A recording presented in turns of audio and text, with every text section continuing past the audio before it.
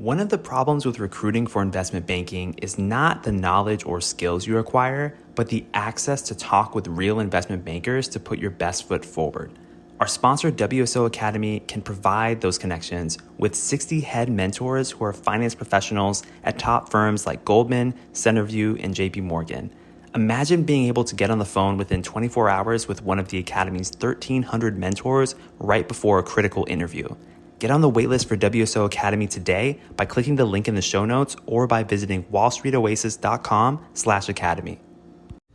Welcome to Investment Banking Insights. My name is Alex Mason and I am your host. This is the show dedicated to helping you learn both the technical and non-technical aspects of investment banking.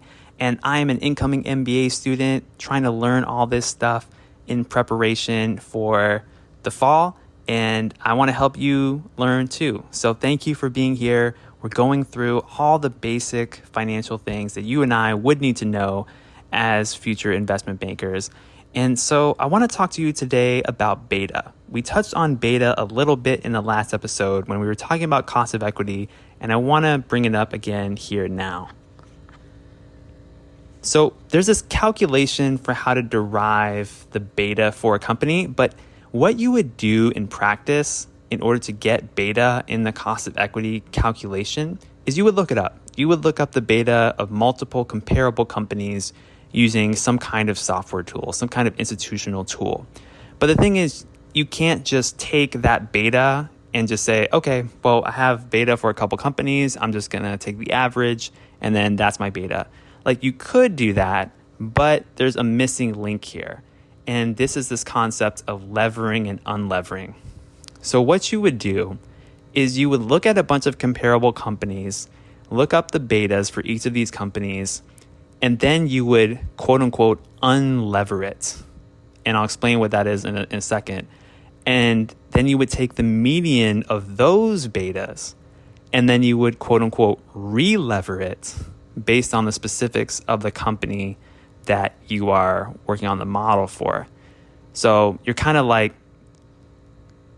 adjusting these numbers, taking the average and then readjusting them back based on the specifics of your company. And now here's what I mean. When we talk about levered and unlevered, what we're doing is we're accounting for the capital structure of the business. If a business is more volatile than another, remember beta helps measure volatility, but another business has a completely different capital structure, we may not be comparing apples to apples.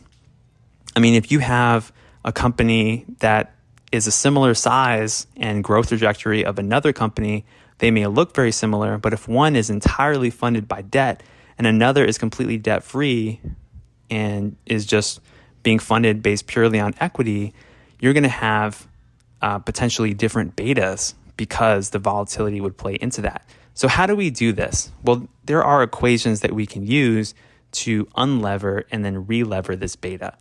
And here are the two equations, and they're basically just the same one equation rearranged. So just understand that. So unlevered beta is equal to your levered beta divided by 1 plus 1 minus the tax rate multiplied by your debt divided by equity. So unlevered beta equals your levered beta. That levered beta is your numerator. And then in your denominator, you have 1 plus 1 minus the tax rate multiplied by debt divided by equity. And for levered beta, it's just the same equation rearranged. Levered beta equals your unlevered beta multiplied by 1 plus 1 minus the tax rate multiplied by debt divided by equity. And so what is this doing? If we think about the structure of these equations and what the variables inside are telling us, what they're trying to tell us, is that we're looking at the breakdown of the capital structure. That's why we have that debt divided by equity in there. And then we're adjusting for the taxes, right? That's why we have the 1 minus the tax rate. Because remember, interest is tax deductible and equity is not.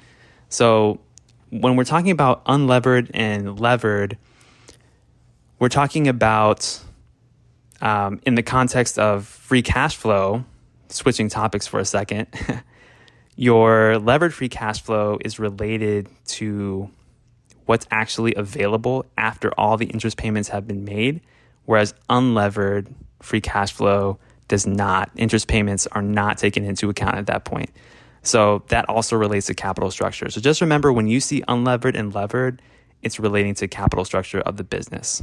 So to recap, when you're looking at betas, look up your betas from whatever source you're using. Make sure that you unlever them to kind of normalize for the fact that all these different companies have different capital structures. Then you take the median of those values, and then with that median, you re-lever it based on the capital structure of your company, the one that you're analyzing. And that's how you would get the specific beta in your situation. So that's what I learned, and I wanted to share that with you. That's what I got for you today on Investment Banking Insights. And if you're enjoying the show, go ahead and give it a rating or a review on Spotify and Apple Podcasts. I really appreciate it when I see those ratings. And I haven't seen any reviews yet, but I'm sure they're coming. So thank you in advance for reviewing the show. I really appreciate it. And I appreciate all your messages and just showing me the love. Thank you so much. I'll see you next time.